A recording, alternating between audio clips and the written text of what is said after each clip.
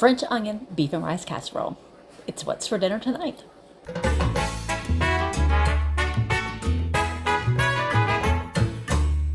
So I have set up my camera a little bit differently tonight so y'all can actually see what I'm doing here. Okay, the recipe calls for a pound of ground beef, but that's never enough for my family of five, so this is about 2.5 pounds of ground beef.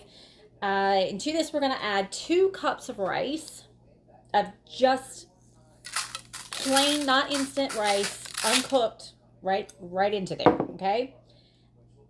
Y'all, this is a simple, easy dump and bake recipe, okay? We're going to add, use that, 2 cans of French onion soup. Just dump that right on in there. Gotta clear off the trash can here. Dump that. Now, it calls for 2 cans of beef consomme. Or I guess you could probably use beef broth. I couldn't find either. To be perfectly honest with you, I don't know how it is that Walmart was out of beef broth. So I got some chicken broth. It's probably going to taste a little bit different. And honestly, it's probably going to tone down that salty, beefy flavor, which may actually be a good thing. It calls for 2 cans, which would be 21 ounces. This is 31 ounces. And y'all, to be honest with you, I'm just going to eyeball it. Okay. So this is a 32 ounce container. I'm going to just kind of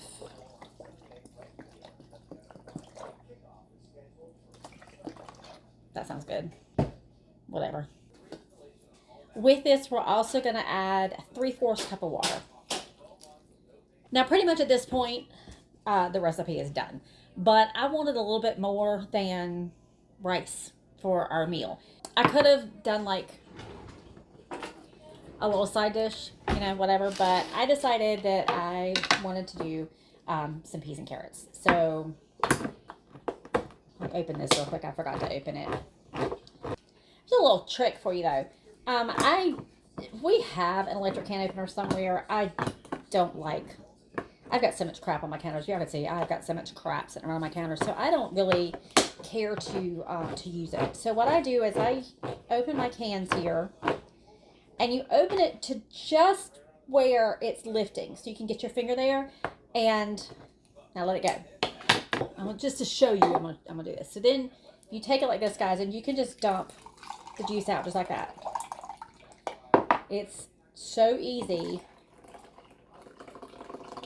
And now it's just ready to open and just dump right on in. Okay, I'm gonna stir this up. Kind of incorporated in there, right? Now, I love casseroles. I think in Midwest, they call them hot dishes. But in the South, we call them a casserole. So, we're having us a casserole tonight. A French onion beef casserole. French onion beef and rice casserole. So, next thing we're going to do real quick is we've got a stick and a half of butter sliced. And we're just going to top that on there. Just kind of plop it all around. I have got my oven preheating right now to 425, sorry, to 425. The oven has been preheating. I'm going to get all this butter sit on here. You know, the likelihood is there's probably going to be too much liquid in here in the end, but that's okay. I'd rather have too much liquid that I can kind of drain off than not enough liquid. So, go ahead and get that. All that on there. Get this away. I'm going to cover this with aluminum foil.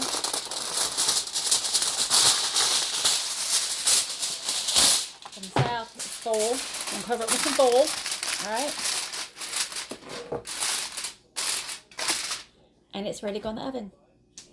Now, y'all aren't new here. You know that I have my little countertop convection oven that I absolutely love. And again, that's a whole nother story why I don't use that great big oven right there. That's a story for another time. But anyway, I've got this has been preheating to 425. I'll pop that in there for 30 minutes and we'll be back. It's been 30 minutes. My timer just went off. I'm going to very carefully get some tongs. Right. I'm just going to take the foil off. Close that back up for the 30 minutes.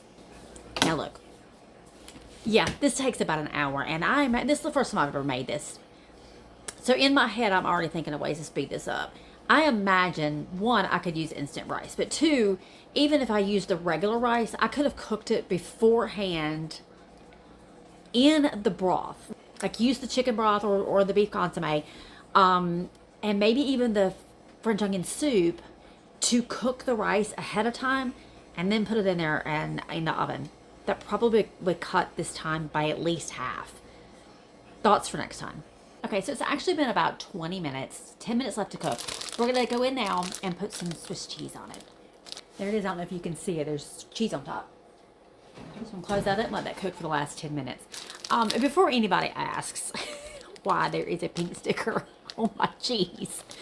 So when I buy groceries for this house, if I don't remove anything that is intended for dinner, they will eat it. I have a special cabinet up here that I put all the dry food in, and if it goes in the refrigerator, it gets a sticker on it, so they know they're not allowed to eat it until it's been opened. Once it's been opened, it's fair game, but until then, they can't touch it, or else I'll have to make another grocery store run before I make dinner that week. Anyway, we'll be back in 10 minutes. So there it is.